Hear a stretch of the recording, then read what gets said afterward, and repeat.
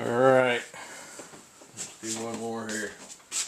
Don't have a whole lot of stuff to talk about right now. You know, I know you guys get tired of hearing it about the same old stuff.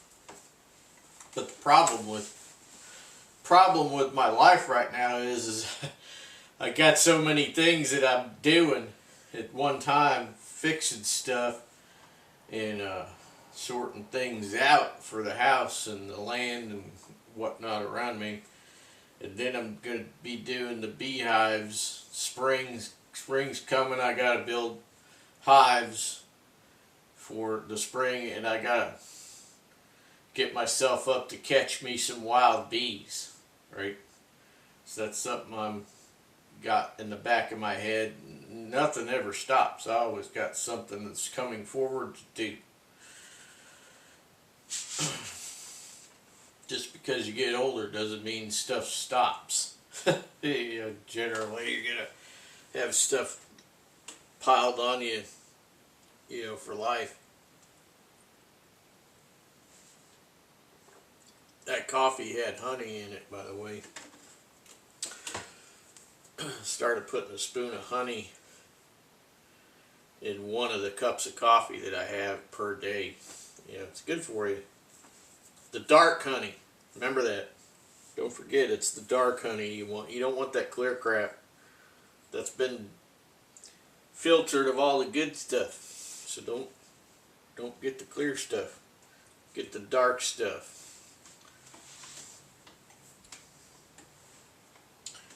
A lot of times people will buy, for instance, comb honey, thinking, you know, they get it and they think, oh, this is very novel. You know, we're getting the comb, we're getting the honey. You know, it gives them a sense of it just gives them this novel sense that, you know, back to nature type thing. They're getting the comb honey, you know. But the reality is that in the comb honey, if you're getting the good comb, the really good comb, it's the darker comb, right? Because the older comb is, the darker it gets. It has nothing to do with the honey. When bees make comb, it's white. When bees make comb, it's white. It's not, doesn't have a tint of yellow to it.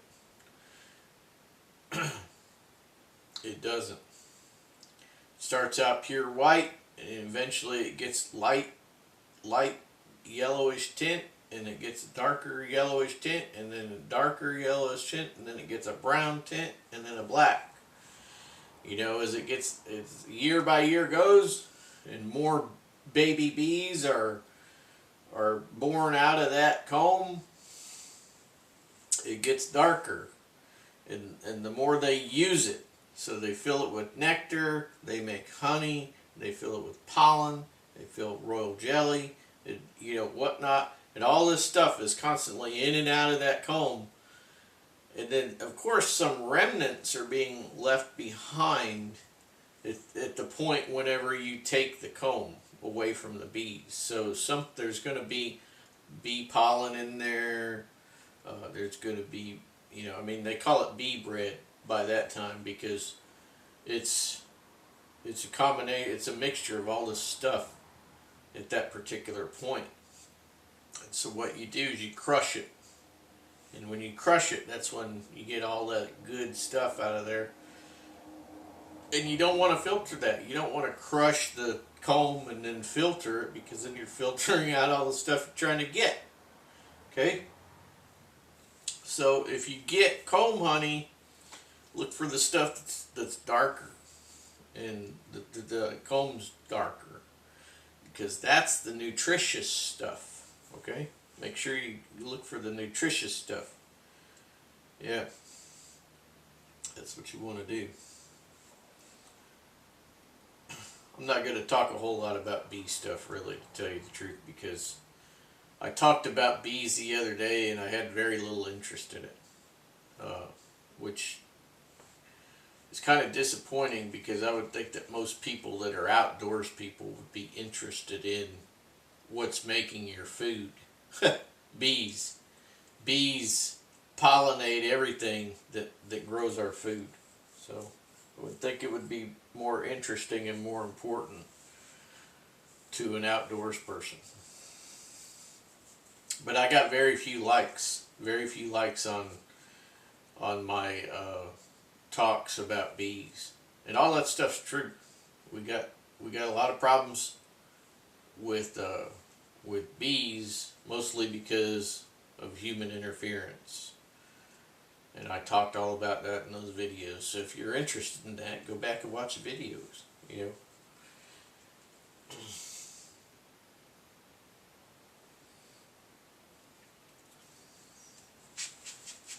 So yeah, I have not stopped preparing for problems, because even though we have had a slight reprieve, which is a breather, okay, we got the cackling commie off our backs, but she's in the background. She's got to be dealt with. She can't be just allowed to run amok. She's got to be dealt with. They need to take her and Biden and all the rest of them. They need to prosecute them, and they need to put them in Gitmo.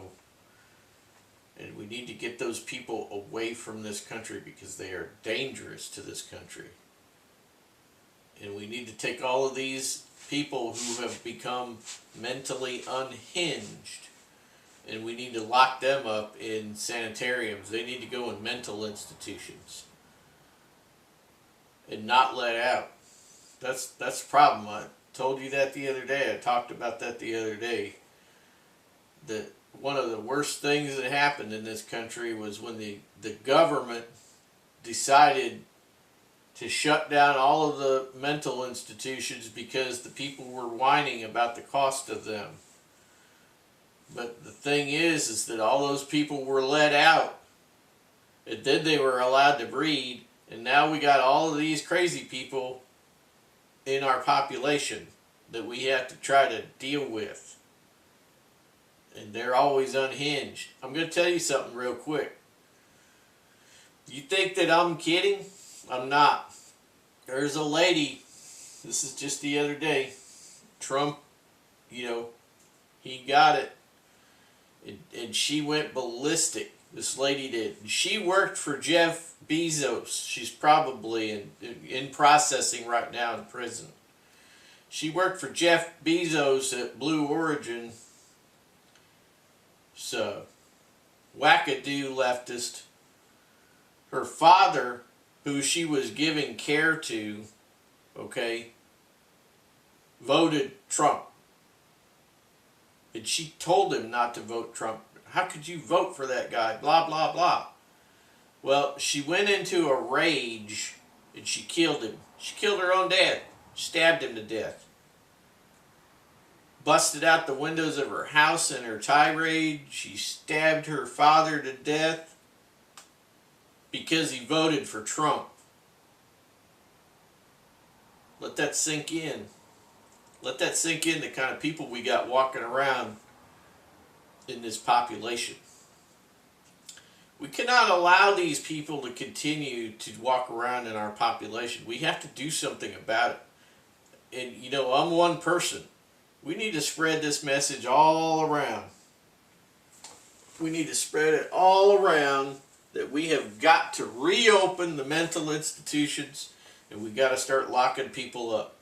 Because we can't have these kinds of people in our population. And they're outing themselves. They're shaving their heads. They're wearing blue bracelets to acknowledge each other. All kinds of craziness. Like they're, you know, under persecution, you know, like the Jews wearing the yellow star. You know, no. You're not under persecution. You're just a freaking nutbag. Tell you. Talk about feeling unsafe in population. Yeah, I live out in the woods, so I'm pretty safe out here, but sometimes I gotta meander into a town, you know, and I keep my eyes open for crazies. But, you know, we shouldn't have to live like that. We should be able to live like normal, everyday people. That's the problem. I mean, Massachusetts, you might as well, I mean, 90 to 99% of Massachusetts over there is needs to be in a mental institution. I mean, there are normal people there, but then there are so many wackadoos. There's wackadoos all over, though. I mean, look at the different states where Trump didn't win, which I was totally surprised. Totally surprised. New Hampshire is the live free or die state. I'll tell you, got to get the wackadoos out of New Hampshire, or it ain't going to be the live free or die state much longer. They pull these shenanigans all the time. These commies, they call themselves Democrats. They pull this shenanigans all the time where they're constantly trying to play the system. There's this maggot woman, I can't remember her last name, Maggie, I call her Maggie the Maggot. And she rented an apartment. She's a millionaire Democrat. She's a commie, but it's a Democrat party, all right? She's a millionaire, lives in, I believe, Portsmouth or Portland. I can't remember which. I think she's in Portsmouth. And she rented an apartment in an area where she wanted to run. Okay? Where she wanted to run. She actually won, but I couldn't believe that she won because she got outed on all of this crap live. She got outed on all that stuff live. I'll tell you the one who to vote for if you're going to pull that lever back is Lily Tang Williams. That's right. Lily Tang Williams. She's the one to vote for. But anyway, she was actually running against the maggot woman. And anyway, I don't know anymore, man. I mean, it's just at the point, I hate to say this, and I've said this so many times, voting does not work. I mean, in the Trump situation, it worked, I think, because they knew they were going to open a can of worms that they did not want to open if they cheated this time. But on the smaller scale level, they're still cheating, okay? They are still cheating. They are still, I mean, the voting doesn't work. Voting doesn't work. It's going to have to come down to the cartridge box, people. I mean, we're just going to have to, as a people, we're just going to have to grab these people by the scruff of their neck and haul them out of office and say, you're fired, and change the locks. There was a town, I think, a couple of years ago that did that. In their city government, they just went in. The people got mad. They went in. They said, you're out. You're all fired. Don't come back. Take whatever personal crap you got with you. Get out. And that's it. And they changed the locks on them so they couldn't go back in. And they fired them. Now they hired all new employees, new people. Right? So that's what needs to be done on the local level. People just, Maine is getting ruined too. Maine's getting ruined by commies in state government. Commies in state government. We fought a Revolutionary War over a tea tax. We fought a Revolutionary War over tea tax. How much more are we going to take before we got to just go in and take them out of there? You don't have to whack them. You just got to, Second Amendment up and go in and get them out of there and jail them. And say, you know what? You are a cancer to our society and our way of life. And we ain't having it no more. And that's what you got to do. Because, you know what?